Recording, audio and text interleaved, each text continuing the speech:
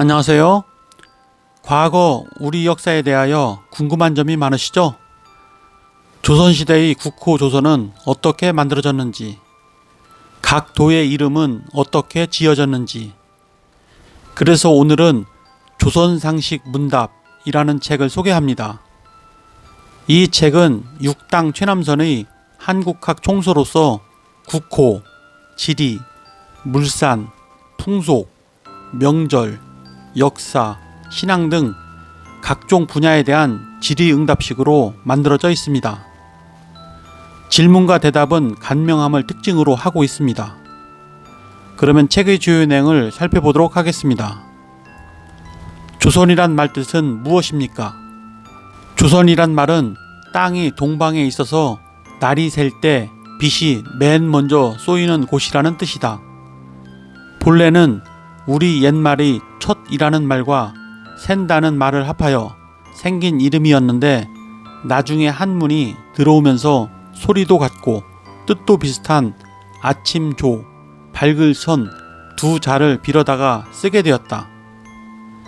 각도의 이름은 어떻게 지은 것입니까?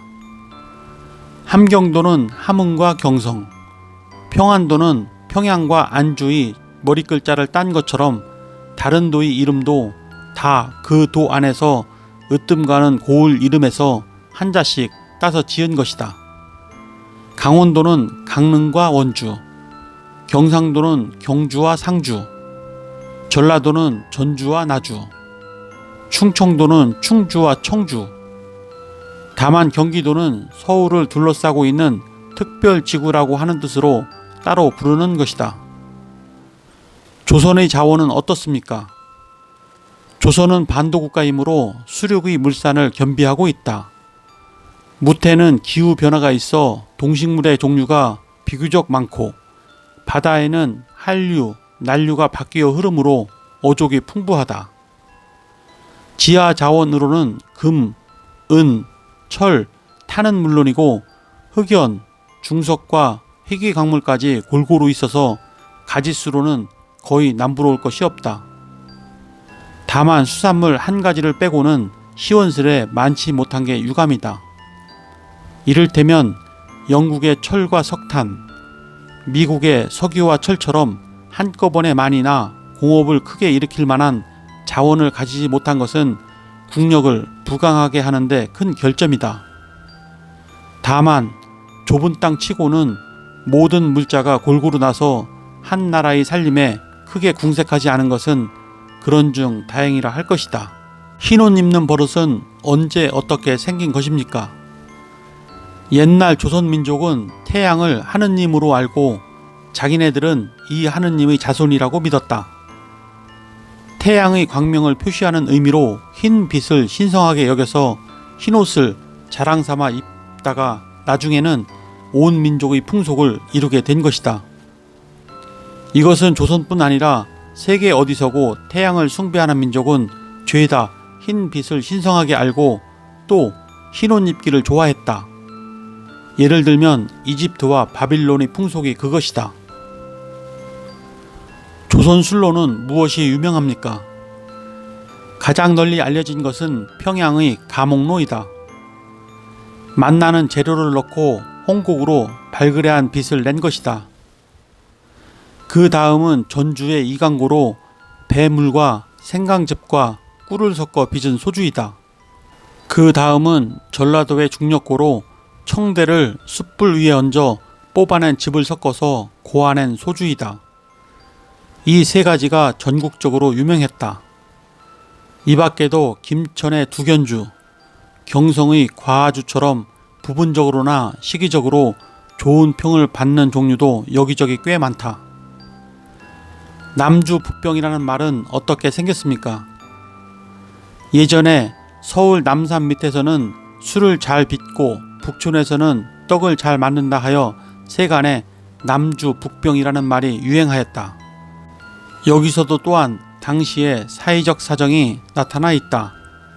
대체로 북촌에는 부귀한 집이 많으니까 하나같이 음식 사치가 대단하여 갖가지 떡을 만드는 솜씨가 발달하였다. 남산 밑은 구차한 새님과 세력 없는 무반들이 사는 곳으로 손쉽게 얼근하여 불쾌한 일을 잊자 하여 술 솜씨가 늘었다고 볼 수 있을 듯하다. 장가든다는 말은 무슨 의미입니까? 장가는 장인, 장무의 집이란 말로 장가든다는 것은 곧 처가로 살러 들어감을 의미한다. 인류의 혼인 풍습은 대개 여러 단계를 거쳐서 요새와 같아졌다. 옛날 어느 시절에는 남자가 색시를 얻으려면 그 집에 들어가서 한참 그 집 일을 보살피면서 살다가 얼마 뒤 이를테면 첫 아이를 낳은 뒤쯤 아내를 데리고 나왔다. 우리나라에서도 고구려에 분명 이러한 풍습이 있었다고 역사 기록에 적혀 있다. 색시 얻는 것을 장가든다고 하는 것은 이 시절의 사실을 나타내는 말이다. 정월초를 설이라고 하는 것은 무슨 까닭입니까? 설이란 보통 설다, 슬프다는 뜻이지만 옛날에는 조심하여 가만히 있다는 의미로도 쓰는 말이다.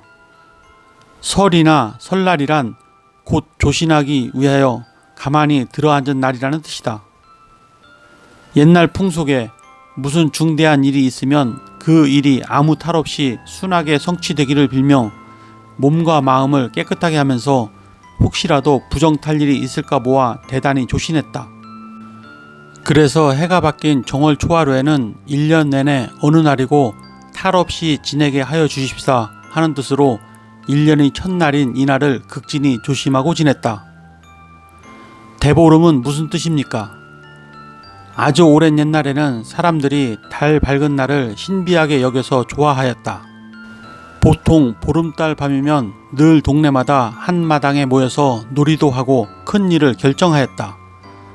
1년 중 첫 번째 드는 정월보름은 그 해의 운을 점치는 것으로 특별히 소중하게 여겨서 보름 가운데 큰 보름이라 하여 대보름이라고 일컬은 것이다. 그리하여 이 날이 깨끗한지 굳은지, 달이 밝은지 희미한지, 공기가 맑은지 흐린지, 바람이 고운지 사나운지 등으로 1년 동안의 장마와 가뭄, 풍작과 흉작, 다른 여러가지 화복을 미리 짐작하였다. 또 이런저런 여러가지 방법으로 한 해의 모든 일의 기륭을 판단하는 풍속이 있었다. 동학, 천도교는 어떻게 생겼습니까? 임진왜란과 병자호란 등 외환에 대한 조정의 무능함과 당론 투쟁과 세도정치 등 내정에 나타난 벼슬아치 계급의 모렴치함은 마침내 민중이 기성국가를 신뢰하는 마음을 상실하게 되었다.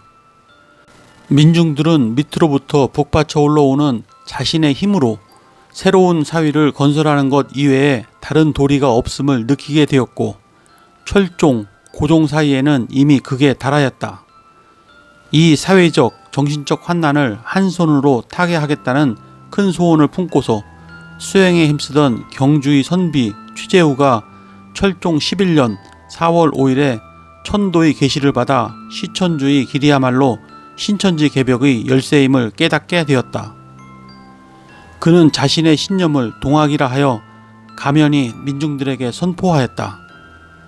이 사상이 바로 시대의 요구에 적응하여 노도의 기세로 민중 사이에 퍼져갔지만 세력이 커지자 위정자 측의 주목을 끌면서 혹세 무민의 죄로 엮었다. 마침내 최재우는 잡혀서 순교하고 최시영이 그 도통을 이어 교단을 장기적으로 키우려 자맹했다. 손병희는 광무 10년 1월에 일본에서 급히 귀국하여 흑책 질당한 교세를 정리하면서 동학을 천도교로 바꾸고 시세에 순응했다. 교도들이 정치와 종교를 혼동하는 것을 경계하고 오로지 내성 자신의 방향으로 정진했다. 불교는 언제 어떻게 들어왔습니까? 불교는 2500년 전에 중인도 카필라국 정반왕의 태자 시타르타가 인생의 무상함을 느껴 출가, 고행하여 깨달음을 얻고 불타가 되어 교화한 종교이다. 불타는 깨달은 자라는 뜻이고 불교는 깨달은 자가 되는 종교라는 뜻이다. 불타를 석가모니라고 하는데 석가 종족에서 난 성인이라는 뜻이다. 네, 이상으로 책의 주요 내용을 살펴보았고요. 이 책은 조선의 풍속, 역사, 전통 등을 문답식으로 정리한 책입니다. 우리가 꼭 알아야 할 역사와 문화에 관한 이야기를 아주 간결하면서도 충실하게 기록했습니다. 이 책을 통해 우리의 역사와 문화를 이해하는 데 도움이 되셨다면 구독과 좋아요 부탁드립니다. 그러면 다음 시간에 뵙겠습니다. 감사합니다.